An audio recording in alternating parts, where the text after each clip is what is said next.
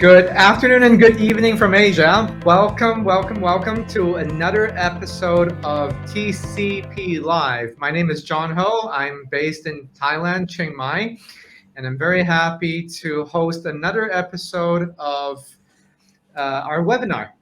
And today we have, of course, Margot, the founder of TCP Growth, and two guests, one from China and one from Japan. We have Jen from China, who is a cross-cultural storytelling coach. And we have Yasushi-san from Japan, who is an IT executive. Good afternoon, everyone. Good afternoon. Good afternoon, good evening, good morning. Don't know where the audiences are. Yeah, happy to see everyone. Yes, and I'm very happy to have another conversation with you all today. We have a very interesting topic, and I think this is also a slightly more casual one. How to ask for what you want in East Asia. So obviously, we're all based here in this region of the world, but I think this topic is interesting for me because for a lot of people who's not from the region, it's almost like why do we even need to discuss this, right? So I mean, when we just to start off this conversation, and maybe Jan or Yasushi-san can start off first. Why is East Asia any different from any part of the world when it comes to requesting for something to any other person? Yeah, I'm glad you specify it's East Asia, because East Asia is very different from Southern Asia as well, right? Like India, Pakistan, and all these. And it's very different in a sense. Culturally, we are very much, when we say we, I think it's also include Japan, Korea, Thailand, right? We're very much based on Confucius tradition. So that makes us very different from the so-called Western future. And that itself manifests in many ways, the manners when we are facing the others. For example, in the Western culture, you highlight your individualism, but in the Eastern Asian culture, it's more about collective interest, right? So as such, you don't try to sort of put yourself out there, put yourself under the spotlight. Instead, you try to retreat yourself more like into the background. So that means when you interact with other people, your manner, it's very different, right? Instead of have very forwardness, which is celebrate in the Western world, in East Asia, we actually, I think we praise being humble, being low key. So that makes very different. Back to your question, when you are trying to ask for something, ask for a favor or something you actually want. This is fascinating for me in many different levels, but I want to also ask Yasushi-san, when Jen is describing more of a general region kind of cultural differences, how relevant is this in Japan, or is there anything even more specific, culturally speaking, when we make requests in your country? I think it's very relevant, and so I really empathize with what Jan just described. And kind of being overt on expressing what you want is considered rude. Obviously, for a business person, you have to express, what you want to get across or what you want to do. So, you do that, but in a more subtle way. And they oftentimes, among Japanese, you're kind of expect to read between the lines. And, rather than saying it overtly or expressly, kind of, the other person expect you to understand what you're saying. Mm-hmm. So that way you're not being overt and not rude.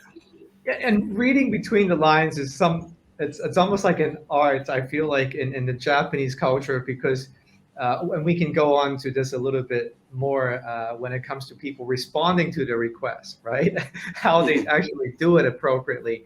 Now, we also have Margot from Hong Kong, and Hong Kong is also a region, a place that is more westernized, or we have a diverse culture within that region. Is it anything different, or is there anything unique in Hong Kong, Margot, you want to share about coming about asking a request to anyone in the business setting, let's say, for example? I would say it's very interesting. I would say that it's not that of a huge difference, in the East Asia. Overall, there are so many different countries, and all, a lot of these countries we use, there's a common thing is that we use chopsticks. So some people will, describe that this is like Confucian Asia or chopstick culture. So Hong Kong, we use chopsticks, and of course we use fork and knife. So that's why we have different, coming down to individual values. Of course, there are like different types of ways to communicate, but in general, the overall atmosphere, I would say, is more the authentic East Asian way. Like Yasushi-san has mentioned about, there's a lot of things that we have to read between the lines, and in more technical terms, it's like we have to understand nonverbal languages, like body language and the vibe, the atmosphere, the energy, the energy flow, and translate to, if your questions is being perceived or not. And Jen also mentioned something about, we always talk about be humble. Low key is good. I mean, since our education, we are taught to be like, when a teacher is talking, let's sit there and listen to the teacher, because teacher is in a higher ranking, in our understanding, because Confucian values is basically, it's about arranging things in order. So there are a lot of like protocols or manners built in within our blood already, since maybe our family education and then to our real education. We're immersed in this. So today is a very precious moment, because I got questions from clients, from students, participants in workshops, saying that, okay, so we have to do a business with East Asian, and we have to go to Japan, and we have to go to China. How come we always got this mistake? I just want to, like cut it short, or make things more efficiently, but why? So that's why I got a lot of questions like that. So why not, in this episode, we got some experts, like Jen. Jen is a consultant, always helping Western people to understand, how to do business in China. And Yasushi-san has been employed by very big, like giant IT companies in the Western world to represent them to manage and grow the Japan business. So I would see that we have a lot of like interesting stories and insights, because we are always the bridges in between. Yeah, so I'm a little bit away from the question now, I guess. But East Asia, yes, we use chopsticks. Now, I mean, I like Jen says, the collective is more emphasized than the individual in this region. Sushi-san also mentioned there's the subtleness of Japanese when they make requests. It's not as direct, and so, but then naturally there is the necessity to present the requests in any circumstances. And so what are the challenges here, and how do we navigate it when you must make the request, and how should one approach it if they're not from the same cultural background? Let's start with Yasushi, because I'm very curious how the sentence structure, how the wording should be like. If, let's say, I'm from America, and I'm in a business meeting, and I talk to a Japanese executive, but there is this need to ask for something. Right. So I guess what I would do, from my personal experience is two things. One is, let's say we have this, big business meeting where we'll be discussing a serious topic.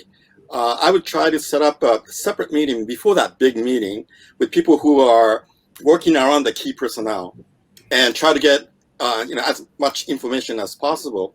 And oftentimes your counterpart is helpful because they want to know what your intention, also. So I would do these preliminary meetings, oftentimes several meetings, to one, get more information, and two, kind of relay them, what my intentions are, and that would make them comfortable moving into the real, meetings. So that's one. And number two is, even for Japanese, reading between the lines oftentimes are really challenging. So, and when I do have that difficulty, what I used to do is I used to set up a one-on-one drinking session with a key personnel. And what I do is I find restaurant with a counter, not the table. So I would be sitting right next to the person and not right in front. And, of course, you'll be eating and drinking. And that surprisingly have a really, really good effect in terms of, getting the truth out of that person. So those are the two things that I used to do in the past that work. Obviously, with the pandemic, the second piece is a bit challenging. So the secret ingredient is alcohol. Definitely in Japan. Yeah. In China too. I mean, Hong Kong too, Yeah. right? Yeah, It's probably worldwide, and everyone understands it. Right. No, I mean, I definitely enjoy, like a nice beverage, and it naturally loosens people up, which is a good tip. Now, and then there comes to the understanding the requests and replying to requests. But before we even go on and answering and interpreting the answers, what are the big no-nos here? Are there certain situations, or are there like any specific type of questions we're not even supposed to ask to begin with? I guess before the question is about if you don't know where you are or what position and your I mean you have to set your position very precisely and very clearly before you start to engage in a conversation, not even going to ask a question. Mm-hmm. So back to this Confucian concept we said. For example, there's one rule. It's like the ruler versus the we call subject, or the non-rulers. So usually we put the respect. Say the ruler is we have to say. So if you are talking to someone who is not in the same position as you, then maybe you need to have another tactics, like maybe a setting, or maybe you need another person who is in a similar ranking with the person. Then you start, not you asking, but the questions will be asked by another person instead of yourself. So I guess is the whole strategy start from understanding where you are first in that picture, and then you come up with a plan how to ask that question. I think the yes is you have to know where you are first before we come into the no.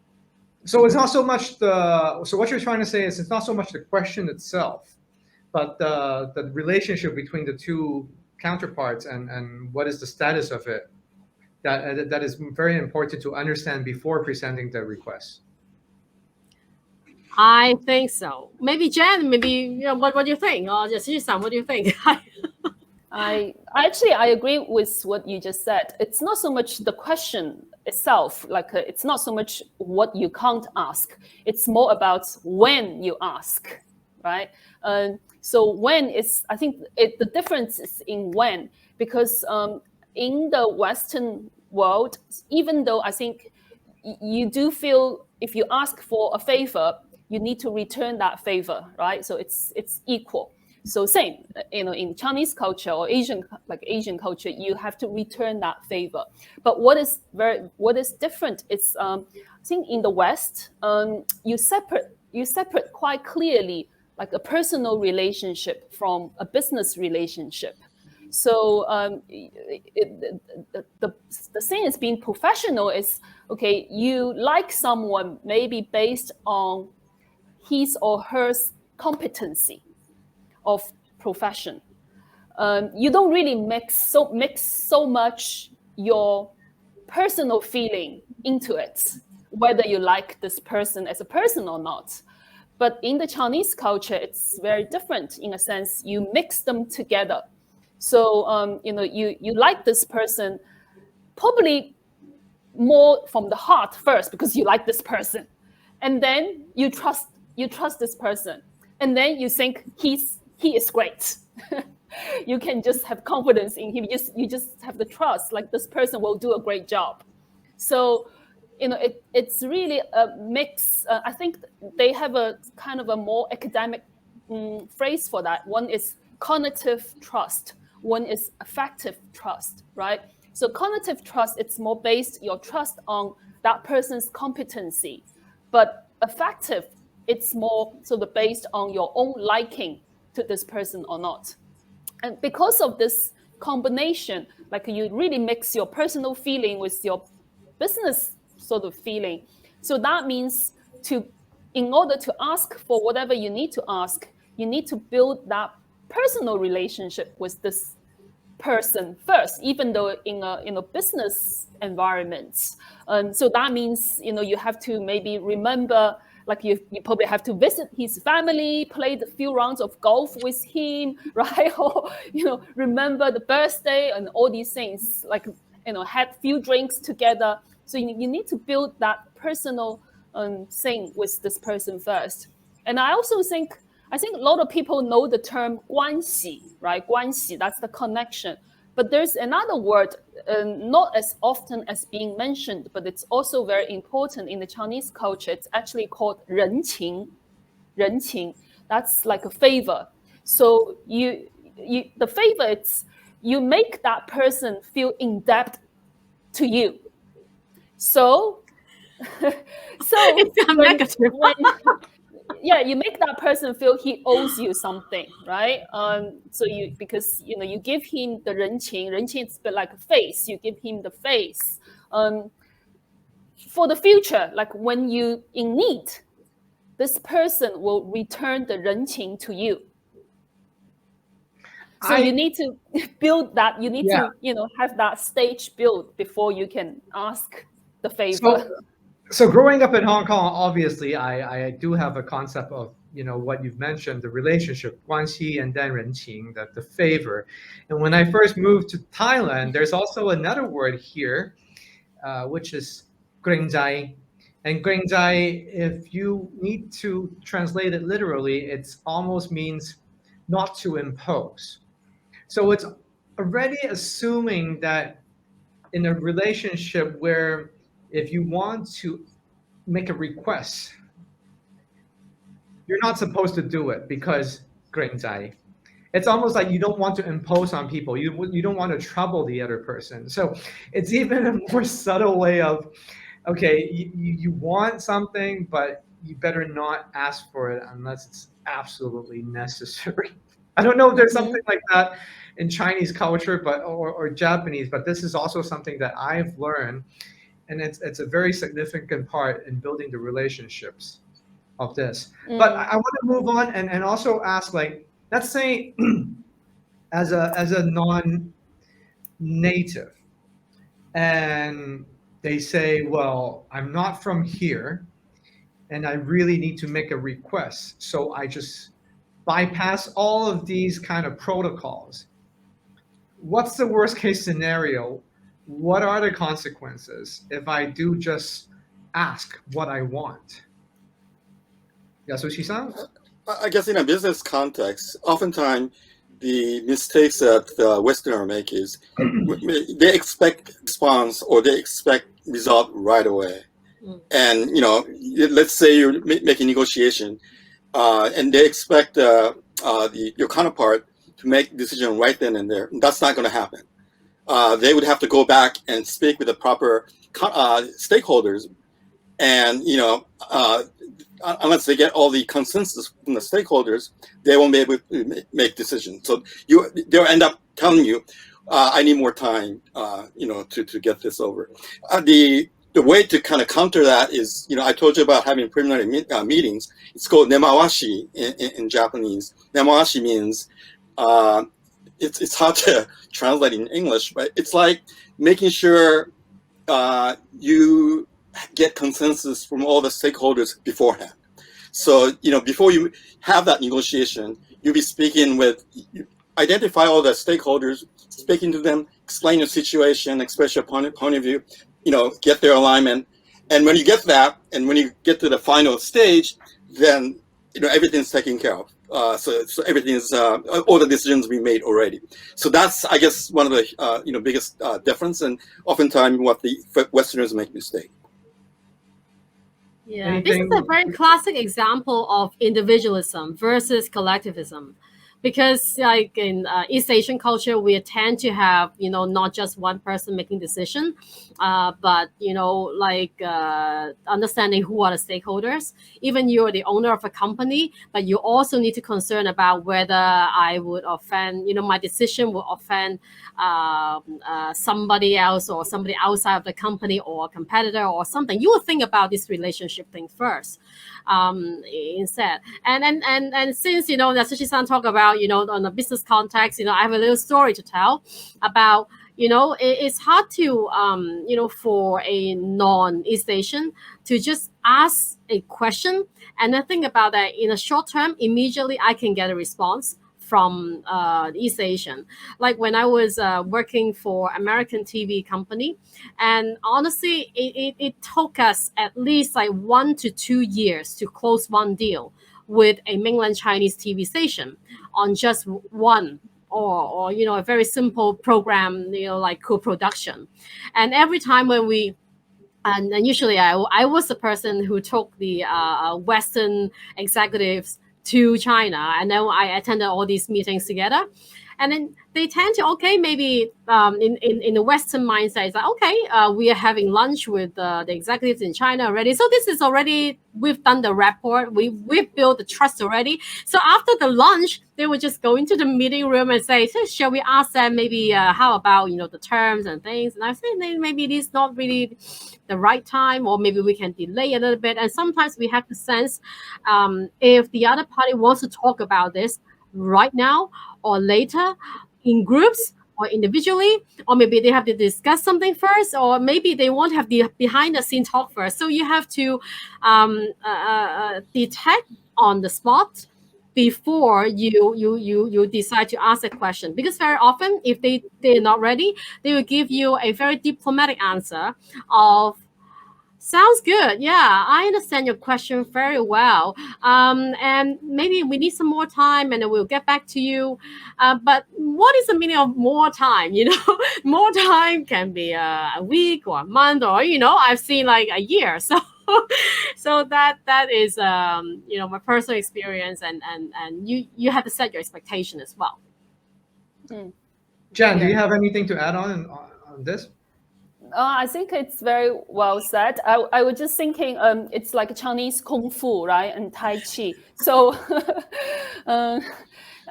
so you ask something, if like Margot said, either they just say yes, but there's no follow up, right, because they're not going to turn you down, or they're using like the Tai Chi technique to kind of very smoothly push aside, maybe without you even noticing it, right?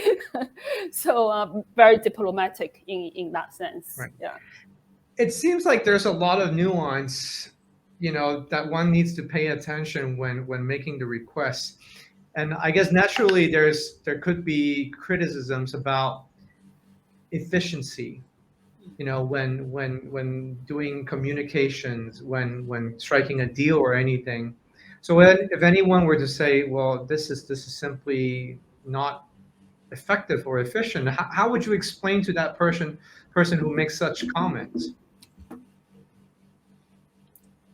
So I guess, it's no, sorry. Oh, go ahead. Yeah. That's what you found. Go ahead. So when I'm working with large traditional Japanese company, it's really painfully slow. Everything is slow. But what's really interesting is once they make decisions, once they get all the consensus and alignments from all these stakeholders, things move really fast right after that. So that's, I guess, a really interesting thing about business culture here. I think sometimes the slowness, it's also negotiation tactics, right? They deliberately slow you down, in a way just to wear you out. So that itself it's a tactic. Is it a Yeah, so tactic that's for? why, yeah. Is it a tactic for gaining more advantage when in a deal making environment, or is it just like a psychological game that they want to play with the the opponent for the sake of playing the game? Like, I think probably in both ways, right? Hmm. In both ways, just to make you want more, and then and then wear you out. Eventually, get down to your knees or agree to whatever they yeah. I see. And Margot, you wanted to say something. Oh, Jen has just answered the question. She's both. Okay. Now then we talk about responding to requests, and this is something that could potentially be super confusing, but there's the answer of yes, and then there's the answer of no. But sometimes yes doesn't mean yes, and no doesn't really mean no. Um, how do you interpret it, or how can one really know what is the true meaning of a simple yes and no answer? I think for non-East Asian, I think the awareness of on your question is very important. Like they need to be aware that if they receive an answer of yes, it doesn't really maybe not meaning yes. So they need to be aware of that. So they should not think that okay, this verbally saying yes meaning yes and no meaning no. Sometimes a yes or a no is like maybe just buying time or just giving you or giving the environment more harmonic during that situation. If they say no, it doesn't look good for everyone at that point, so they would say yes. So I think the awareness to set expectation is very important. And again, coming back to what we've discussed earlier in this session is that the non-verbal cues is very important. And then you can basically you need to be trained, like look at how the person sit or if the person or if the so-called in a corporate setting higher ranking person is paying attention to you, or just sending a very junior person to what we call entertain you. So so you need to know from all these cues, and then think about how you are going to ask that question next. And very often we find a person who are of similar level to talk first, to get more information before going into talk to the key stakeholder directly. And of course, I'm coming back to John's question, is that about efficiency. Yes, I understand that sometimes dealing with authentic East Asian culture can be quite dreary, can be like spending a lot of extra energy. But once if you grasp the momentum, you build the relationship, or as Yasushi-san said, you maybe before coming into meeting room asking that question, have a drink with someone you feel that it's much easier for you to build a relationship with, and ask that question, or test the water first and then help you to get more information to how to proceed. Maybe that will speed up the whole process. Is there possibly a more systematic way to decipher the true answer of a yes or a no in this region? Like, it sounds definitely very vague if one Yeah. doesn't understand the cultural setting of things, right? Yes. I guess it's a very challenging. But I had one case where I was dealing with one of the biggest newspaper company in Japan on behalf of a major U.S.-based online company, and things actually moved really fast, unusually fast. That was because the key personnel in that company was a flag bearer, and he was driving this, and he was really at the top. So if you have the right person with the right mindset, that definitely helps. But unfortunately, that rarely happens. So, so I was lucky. Jan? I think it would be difficult to have a systematic way to gauge this, right? Because as we said, we all agreed, there's such a human element in this. So once you have a human element in this, then it means unpredictable. Yeah, I think you use the right terms, like describing it as kung fu or tai chi. It's more arts than science based when it comes to this sort of situations. Now, okay, let's say I think Yasushi-san already presented an alternative solution, which is instead of only having one meeting, you should have like a series of pre-meetings to prep the actual request. Are there alternative ways to also present a request other than verbal communication that could maybe an easier approach to ask for something? Is email better? No, definitely not. No, definitely not. No? It's very common for us to use a not really a tactics, but it's like find a middleman to bridge. Mm-hmm. Yeah. So if we think that, oh, I don't have that trust or that relationship with that person yet, but I really want to ask that question, then usually we will find and identify who is actually my good friend and also that person's good friend, and then we'll engage with that person and get that person to ask the question. Does it make sense? Yeah, I think it does. I mean, yeah. Go ahead. I'm sorry. Go ahead. No, please. Yeah. So I think, yeah, it does, because it goes back to we don't want to, like, being humble, right? We don't really want to ask something because we feel, we feel that's rude. So, but doing that through a middleman makes it easier. So kind of save our face, right?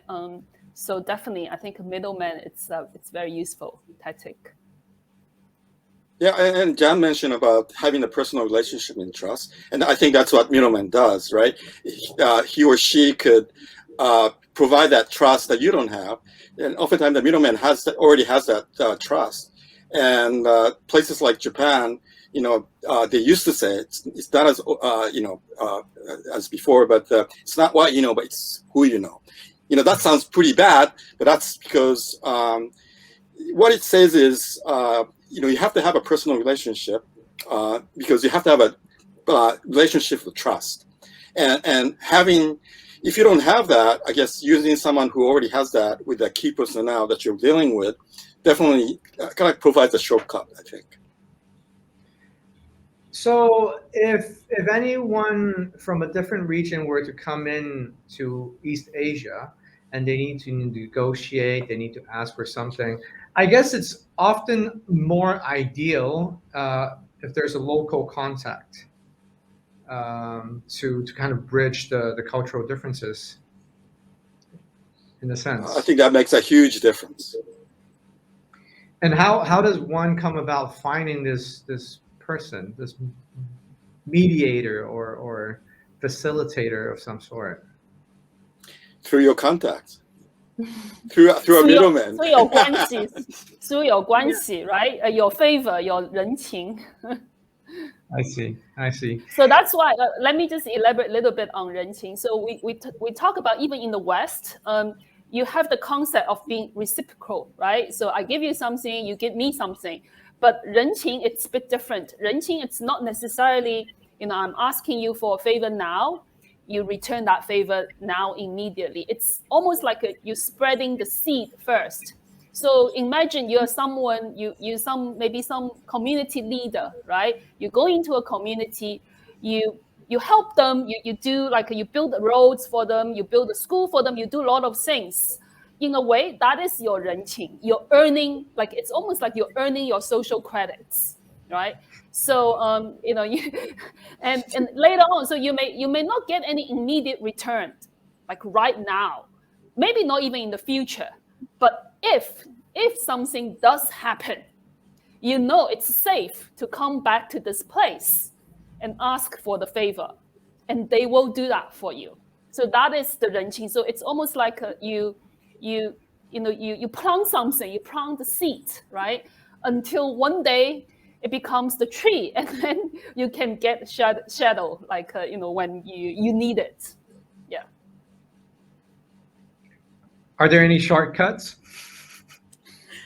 Maybe that is the thing. There is no shortcut. So maybe that is, maybe foreigners come here looking for shortcuts, right? Maybe there is no shortcuts. Do you agree, Margot or Yasushi-san? Rethinking. There's no system, or people can write a book on what does that facial expression mean, and then you can react like that. It's not like you really need to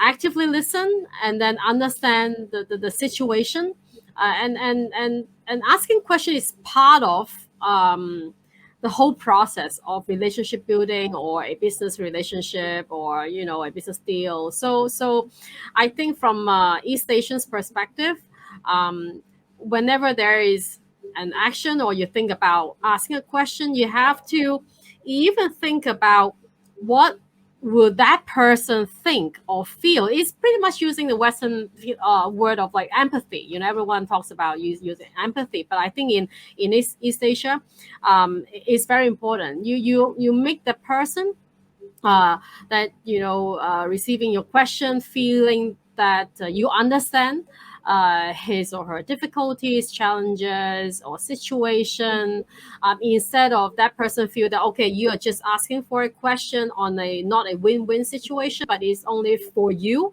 Then once that feeling of, oh, it's not fair, or oh, you're trying to take advantage from me, that type of thoughts comes up, it's very difficult to take it away. So it won't be a good ground to breed a good relationship on that front. Yeah, that's one of the things. And then another thing is maybe answer your questions about the no. Try to show more respect when asking questions. Like if this is a very like that question might create a embarrassing situation for the recipient of the question, then maybe ask in a private setting, or in a more like caring and really empathize, show that and give that space to the person, because I think that's another term, like I'm sure Jan, or maybe you can talk about more about it, it's a face. I think Japan has that also, right? You have to get the person to have the face. You can, how should I explain the concept of the face? It's like the respect, right? Mm-hmm. So you have to allow the person to keep the face or the authority. The it looks good, and I think that's important. Do not ask questions. Yeah. Yeah, so we mentioned a little bit about like relationship building, and obviously there needs to be trust.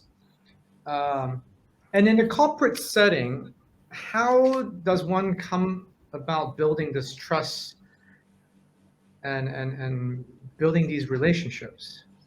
Is there like, let's say in Japan, do you present gifts, or you buy them meals? I don't know, like, how does that relationship being established? That's probably a starter, right? That's not, it's not going to end at giving gifts or having one drink. I think you have to have a series of personal contacts, either dinner or having more meetings or things like that. I mean, unfortunately, it takes time, and as Jan mentioned, planting seeds. You have to, even for corporate settings, I think you have to plant seeds, and then hopefully that'll bear fruit at one point. And obviously, that's difficult when you're trying to get something done in a short period of time. So doing a short-term project that needs to yield a result right away in Japan, I think, is quite challenging, I think. And I wish I had an answer for that. I mean, the other interesting thing is, I work for an IT company, right now, European-based IT company. And when you're dealing with Japanese IT companies, not traditional IT companies, big ones, but startups, they're more like Western companies. They're really quick. So that's an entirely different story. But if you're working with big traditional Japanese company, it's still the same thing, really slow. And you have to plant seeds, you have to build a relationship. But the thing is, though, once you built that relationship, and they think they can trust you, then you got it made, and it will be far easier, after that relationship is built. So the prep work has to be well thought out, very considerate. You need to have a local person, ideally, to help you bridge the gaps. But once that's being done, then long after that, it should be easier. Right. But that preliminary period is it takes a long time, and you have to be really, really patient. And even though I'm Japanese, oftentimes I feel kind of irritated, very, very irritated. But Yasushi-san, I really like what you've just mentioned about, when you work with the Japanese startup companies, because we're looking at East Asia as, one of the biggest, the 10 cultural clusters in the world. So people use a lot of analysis on some commonalities among us. But I think we always have to avoid getting into stereotyping. Like everyone, they look like East Asians, they exactly the same way. I think that is something that is the whole atmosphere is like that. But there are some kind of subculture also, like the younger generation, the startup digital, the generation. Maybe they are faster. They don't need the middleman. They like a more direct way of communication. So I think that has to be taken into consideration as well, like who you're speaking with. Do you think this is also a trend not only in Japan, but also in China, Hong Kong, or other East Asia regions? People being more upfront, more effective in terms of, just getting business done and all that? Or it's... I think Hong Kong is quite direct, right, John? We are from Hong Kong. I've been away from the region for multiple years, so I'm not certain. But what about in China, Jan? Like if a corporate is a relatively younger, like a tech startup nature, is it easier? I agree with what Yasushi-san just said. If it's a small startup, it's definitely easier because even I think with the startup mindset, they know you have to be agile, right? And it's small structure. But even a startup begins to grow, become some kind of a giant player, it will go back to the similar culture. Even some of the very well-known Chinese, IT company, very innovative companies like Alibaba or Tencent, they all known to be very Chinese in a sense. So still like the founder maybe has a lot more to say than the others, right? So I think it depends on the size. When the size is small, of course, it's easier to make decisions. There's no hierarchy, right? But once it starts to grow, it backs to the tradition. I think it always comes back to the tradition in some way. Yeah. I guess the cultural identity is very deep rooted. So, whenever there's a solid foundation of any organization, this is just part of the game that one needs to play. Yes. Is so it a even good way to kind of describe it? I think so, because even though from the exterior, you see they probably imitating Silicon Valley. You will see slides in the office, all these fun stuff. But but culturally, it's still very much embedded in the Chinese culture. Yeah. Do you see this changing? Like, do you see there's a change of this in any time possible in the future, or this is just how it is? I think we can only make a generalization here, right? It very much depends on the leader, the founder of the company. So if the founder, it's more, leaning towards the Western culture, it's more sort of brought up in the West, then of course it probably will adopt a bit more like a Silicon Valley kind of a cultural sense. But if it's Chinese, I think it's very hard to change in that sense. Yeah. Got it. Okay, now we have some time left, but I want before I want to wrap things up, I want to ask each of the speaker here if you can come up with sort of like a rule of thumb that you can advise to the viewers or people who will watch the recording of this. Let's say they don't understand much, but you need to tell them, okay, you need to ask something. These are the things, these are the key points that you need to know of. Let's start with Margot. Coming back to, we've discussed a lot of different things, and it sounds quite difficult, isn't it? For non-East Asian, but for us, it's like, okay, it's built in within our own system. I guess to show respect is very, very important. If you show respect and you show that I don't understand your culture, I don't know whether this is the best way to ask the question, but I would like to. Basically, you have to show that you understand where you are, and then you're maybe not having all the knowledge about how to interact with them properly. Let them know in a very diplomatic way, and show respect. I think no matter, even you've said something not very easy to take, they will forgive you. So I think show respect is important. The second thing is, I think, apply some diplomatic skills in talking. Don't jump into the question immediately. Detect, the values of that person, whether it's a more modern way or more direct communicator, or is more traditional East Asian way, needs many different stakeholders. You have to detect that before you decide whether you will ask the question in a form of A or B or C. And I strongly recommend before going into a meeting room, especially in cross-cultural business or team discussion, think about different options. And then once you're in the scene, then you decide which question you ask. Thank you. Yasushi-san, any tips?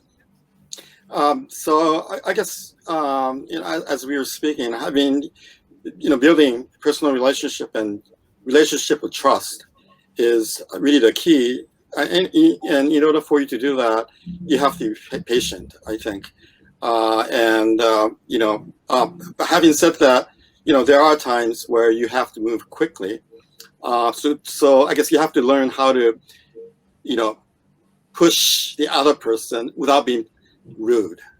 And that, again, as Margot, just mentioned, having the respect, making sure you have that respect, and try to push that person with respect, I think is in anything we do, conversation, negotiation. I think you definitely, as Margot mentioned, respect is key. And again, and having the personal relationship and building that, building a long-term relationship, I think is also the other key.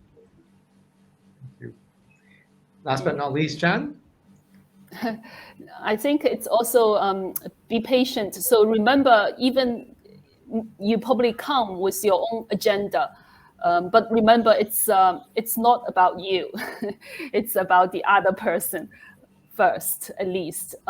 So you have to show you're here to solve the problem, to actually help this person, and not so much, to get something out of this person. So it's just make that diplomatic balance, I suppose.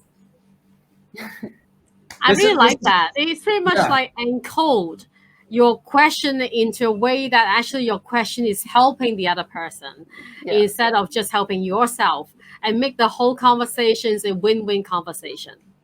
Mm-hmm. Right, Jen? This is great. Sounds good. I mean, obviously, it's not something that one can just master right away, because like everyone has mentioned, it's an art. There needs to be patience.